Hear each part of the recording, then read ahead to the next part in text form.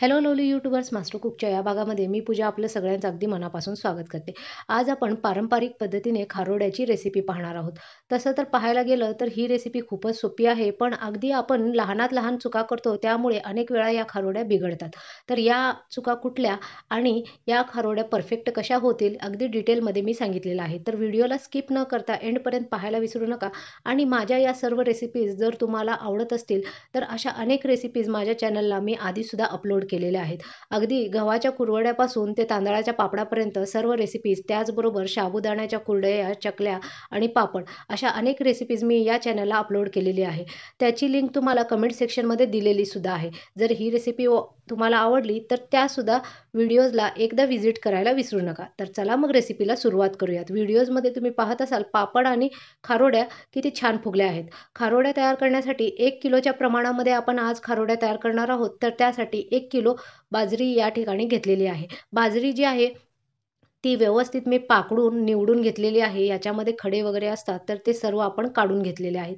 आता बाजरी आपण स्वच्छ एकदा धुवून घेणार आहोत आणि याच्यामध्ये जी खराब बाजरी असते, ज्यावेळेस तुम्ही भरपूर प्रमाणामध्ये याच्यामध्ये पाणी घालताय त्यावेळेस जी किडकी वगैरे बाजरी असते ती अशी वर तरंगू लागते.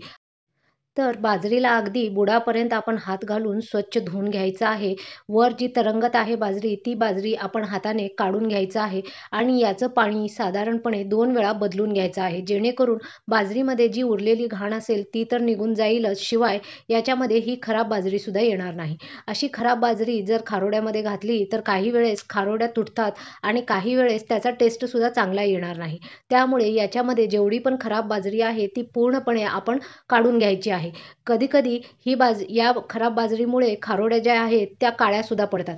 त्यामुळे मी 2 वेळा याचं पाणी बदलून घेतलेलं आहे आणि जेवढी खराब बाजरी होती, जेवढी शक्य आहे हाताने ती काढून घेतलेली आहे. आता हे पूर्ण पाणी जे आहे काढून टाकायचं आहे. या ठिकाणी पाहू शकता बाजरी किती स्वच्छ दिसत आहे. आता या बाजरीला एखाद्या कॉटनच्या कपड्यामध्ये आपण ट्रान्सफर करून घ्यायचं आहे. घरामध्ये एखादं धोतराचं किंवा गमजा वगैरे अगदी इझिली अवेलेबल असतो, तर तो डबल करून घेतलेला आहे आणि त्याच्यामध्ये ही पूर्ण बाजरी जी आहे अशा पद्धतीने बांधून याचं एक गाठोडं तयार करून साधारणपणे 2 ते 3 तास या बाजरीला आपण रेस्ट होऊ द्यायचं आहे. या प्रोसेसमुळे बाजरीवरची जी टरफलं असतात ती अगदी इझिली लूज होतात आणि ज्यावेळेस तुम्ही बाजरीला हडकवून बारीक करताय त्यावेळेस ती पूर्ण टरफलं निघून जातात आणि आपण खारोड्या करतोय त्यावेळेस खारोड्या ज्या आहेत त्या अगदी व्यवस्थित तयार होतात. आता 3 तासानंतर मी या गमजाला एका कॉटनच्या कपड्यावर पालतं करून पूर्ण बाजरी जी आहे ती कॉटनच्या कपड्यावर घातलेलं आहे आणि या बाजरीला फॅनच्या हवेला 2 ते 3 तासापर्यंत व्यवस्थित हडकवून घ्यायचं आहे. बाजरी जी आहे पूर्णपणे हडकणार नाही. अगदी तुम्ही हातात धरलात तर ती बाजरी ओली लागेल एवढं या बाजरीला हडकवून घ्यायचं आहे. साधारणपणे 3 तासानंतर इथे पाहू शकता बाजरीला मी हातात धरलं तरी ही बाजरी अजूनसुद्धा थंड लागत आहे. पूर्णपणे मी या बाजरीला वाळवून घेतलेलं नाहीये. 3 तास फक्त फॅनच्या हवेला मी हडकवून घेतलेलं आहे. हातात असं धरलं की अगदी बाजरी थंड लागत आहे. आता या स्टेजला आपण या बाजरीला मिक्सरच्या भांड्यामध्ये घालून घ्यायचं आहे. पण बाजरी जी आहे पूर्ण पावडर करायची नाहीये. या ठिकाणी मी ही पण स्टेप तुम्हाला दाखवत आहे, की बाजरी आपण कशा पद्धतीने बारीक करणार आहोत. जर तुम्ही मिक्सर सलग चालवला तर या बाजरीची डायरेक्टली पावडर होईल. त्यामुळे मिक्सर जो आहे सुरुवातीला असा थोडा चालवायचा, नंतर बंद करायचा आणि पुन्हा एकदा चालवायचा आणि बंद करायचा. ही स्टेप साधारणपणे 4 ते 5 वेळा रिपीट करायची आहे. जेणेकरून बाजरीची पावडर होणार नाही, तर त्याला रव्यासारखं रवाळ-रवाळ अशी बाजरीचं पीठ तयार होईल. तर या ठिकाणी तुम्हाला दाखवते बाजरी जी आहे ती किती ओबड-धोबड मी बारीक केलेली आहे. या बाजरीचं आपल्याला पीठ नकोय, अगदी ओबड-धोबड अशा पद्धतीची ही बाजरी हवी आहे. आधीच्या बायका या बाजरीला खलबत्त्यामध्ये वगैरे ओबड-धोबड कुटून घ्यायच्या. पण आता आपल्याकडे मोठे-मोठे खलबत्ते वगैरे अवेलेबल नसतात. तर तुम्ही मिक्सरच्या भांड्यामध्ये अशा पद्धतीने या बाजरीला ओबड-धोबड कुटून घेऊ शकता. आता याच्यानंतर एका पातेल्यामध्ये मी पूर्ण बाजरीचं जे आपण रव्यासारखं पीठ तयार केलेलं आहे, ते घालून घेतलेलं आहे. त्याच्यामध्ये भरपूर प्रमाणामध्ये पाणी घालायचं बाजरीचं हे पीठ अगदी व्यवस्थित मिक्स व्हावं यासाठी मी बुडापर्यंत चमचा हलवून याच्यामध्ये पूर्ण पाणी मिक्स करत आहे, जेणेकरून बुडामध्ये पण पाणी व्यवस्थित मिक्स होईल. आता या पिठाला आपण साधारणपणे 3 दिवसापर्यंत रेस्ट देणार आहोत. पण ज्यावेळेस तुम्ही झाकून या बाजरीच्या पिठाला ठेवताय, प्रत्येक दिवशी याचं पाणी जे आहे बदलून घ्यायचं आहे. म्हणजे या बाजरीच्या पिठावर जे सालटे तरंगतात ते ऑटोमॅटिकली निघून जातात. तुम्हाला पाकडायची वगैरे काहीही गरज नाही. 3 दिवसानंतर या ठिकाणी पाहू शकता वरचे सालटे वगैरे निघून गेलेत. फक्त आणि फक्त बाजरी राहिलेली आहे.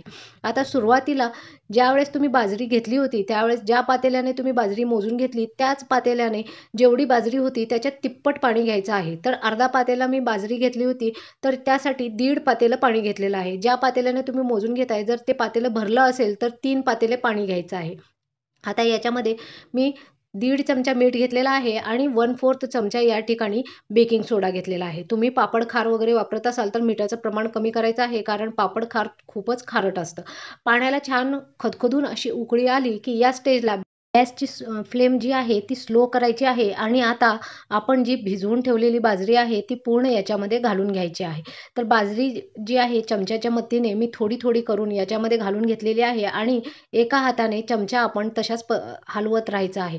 जेणेकरून ज्यावेळेस तुम्ही बाजरीचं पीठ याच्यामध्ये घालताय, त्यावेळेस गुठळ्या होणार नाही किंवा बुडामध्ये हे पीठ जे आहे ते चिटकणार नाही. आता गॅसची फ्लेम स्लोच ठेवायची आहे. बिलकुलसुद्धा हाय करायची नाही आहे. नाहीतर हे पाणी जे आहे पूर्ण उतू जाईल आणि चमच्यासारखा हलवत राहायचं आहे. साधारणपणे 5 ते 10 मिनिटानंतर हे पीठ जे आहे अगदी घट्ट होईपर्यंत आपण चमचा अशाच पद्धतीने हलवत राहणार आहोत. जेणेकरून बुडामध्ये पीठ जे आहे बिलकुलसुद्धा चिटकणार नाही. तर या ठिकाणी पाहू शकता अगदी 5 मिनिटानंतर पीठ जे आहे घट्ट व्हायला सुरुवात झाली आणि 10 मिनिटानंतर हे पहा पिठाला चकाकीसुद्धा आलेली आहे आणि पीठ घट्टसुद्धा झालेलं आहे. तर 10 मिनिटं आधी मी सुरुवातीला पीठ शिजवून घेतलेलं आहे. आता या स्टेजला पिठाला टोपण लावून 20 मिनिटापर्यंत शिजवून घेणार आहोत. 1 किलो बाजरीला शिजण्यासाठी साधारणपणे अर्धा तास या ठिकाणी वेळ लागत आहे. जर तुम्हाला पीठ शिजलंय का नाही हे चेक करायचं असेल तर एंडमध्ये कसं चेक करायचं ते सुद्धा मी सांगितलेलं आहे. 20 मिनिटानंतर हे पहा बाजरीच्या पिठाला किती छान अशी चकाकी आलेली आहे. पीठ अगदी घट्ट झालेलं आहे आणि ज्यावेळेस तुम्ही चमच्यामधून अशा पद्धतीने पीठ खाली ओतताय, त्यावेळेस एकदमच पीठ पडत नाहीये, शिवाय अगदी ट्रान्सपरंट दिसतंय. जसं आपण साबुदाण्याचं पीठ वगैरे चेक करताना ते ट्रान्सपरंट होतं, तशा पद्धतीने जर या ठिकाणी पीठ तयार झालं असेल, तर लगेच तुम्ही गॅस जे आहे बंद करायची आहे. आता या स्टेजला याच्यामध्ये मी 1 चमचा जिरा, अर्धा चमचा ओवा आणि 2 चमचे तीळ घेतलेले आहेत, व्हाईट तीळ आणि 1 चमचा काळं तीळ घेतलेला आहे. आता हा सर्व मसाला जो आहे तो याच्यामध्ये मिक्स करायचा आहे आणि मिक्स करून झाल्यानंतर गॅसची फ्लेम जी आहे बंद करून याला टोपण लावून पूर्णपणे थंड करून घ्यायचं आहे. ज्यावेळेस तुम्ही खारोड्या थापताय त्यावेळेस पीठ जे आहे पूर्णपणे थंड व्हायला हवं. नाहीतर खारोडे जे आहेत व्यवस्थित होणार नाही. गरम पिठाच्या तुम्ही खारोड्या घालायला ट्राय केलं तर त्यानंतर तुटतात. त्यामुळे पीठ थंड झाल्याशिवाय पुढची स्टेप करायची नाही. आता ज्यावेळेस खारोड्या करताय त्यावेळेस एक तरी तुम्ही हाताने अशा पद्धतीने याचे पापड थापून घेऊ शकता. नाही हाताने थापायला खूपच वेळ लागत असेल, तर त्यावेळेस तुम्हाला एक ट्रिक या ठिकाणी मी सांगत आहे, की अशा पद्धतीने ज्या पण साईजचे पापड हवेत, त्या साईजचं पीठ ठेवायचं, त्याच्यावर पाणी लावायचं, एक प्लास्टिक पेपर ठेवून प्लेट अशा पद्धतीने प्रेस करून तुम्ही ज्या साईजचे पण तुम्हाला पापड हवे आहेत, त्या साईजचे पापड पाडून घेऊ शकता. आता चकलीच्या साचा लावून घेतलेला आहे आणि पीठ थंड झाल्यामुळे या ठिकाणी पाहू शकता याच्या खारोड्या किती छान होत आहेत. तर अशा पद्धतीने चकलीच्या साच्याने तुम्ही याच्या चकल्या पाडून घ्यायच्या आहेत. आणि शेवटची स्टेज म्हणजे आपण जसे सांडगे तोडतो तशा पद्धतीने या ठिकाणी सांडगे तोडून घ्यायचे आहेत. तर सर्व पद्धतीचे खारोड्या मी घालून घेतलेल्या आहेत. आता या खारोड्यांना साधारणपणे 2 ते 3 दिवसापर्यंत सावलीमध्ये आणि कडक उन्हामध्ये वाळवत असाल तर 1 दिवस पूर्ण कडक उन्हामध्ये वाळवून या खारोड्या तयार होतात. या ठिकाणी पाहू शकता फक्त 1 किलो पिठामध्ये अगदी टोपलं भरून पापड तयार झालेले आहेत आणि त्याचबरोबर एवढ्याच याच्या चकल्या आणि सांडगेसुद्धा तयार झालेले आहेत. तर हे पहा अगदी टोपलंभर याच्या चकल्या तयार झालेत आणि वाळल्यानंतर किती छान या खारोड्यात दिसत आहेत. तळल्यानंतर सुद्धा हे पापड आणि खारोड्या ज्या आहेत अगदी चौपट पाचपट फुलतात. तर हे पहा सांडगेसुद्धा किती छान मी अगदी कडक उन्हामध्ये वाळवून घेतलेले आहेत. सावलीला वाळवत असाल तर 3 दिवस वाळवायचे आहेत. उन्हाला वाळवत असाल तर 1 ते 1.5 दिवस याला पुरेसा होतो. अगदी छान हे सर्व जिन्नस वाळून तयार झालेले आहेत. आता फ्राय करून सुद्धा पाहूयात. तर एका फ्राईंग पॅनमध्ये मी तेल घेतलेलं आहे. अगदी कडक तेलामध्ये मी हे सर्व पापड तुम्हाला फ्राय करून दाखवते. हे पहा पापड जे आहेत चौपट, पाचपट हे पापड फुलतात आणि खायलासुद्धा खूप टेस्टी झालेले आहेत. तुम्ही 3 दिवस ज्यावेळेस याचं पाणी बदलता, पाणी बदलल्यामुळे याला आंबट असा टेस्ट येणार नाही. जर तुम्ही पाणी बदललं नाही, तर या खारोड्या ज्या आहेत अगदी आंबट होतील. त्यामुळे सारखं याचं पाणी बदलायचं आहे आणि दुसरी गोष्ट म्हणजे 3 दिवसापेक्षा जास्त याचं पीठ जे आहे ते भिजत ठेवायचं नाहीये. नाहीतर त्यावेळेस सुद्धा याचा घाण असा वास येतो आणि याला आंबट असा टेस्ट येतो.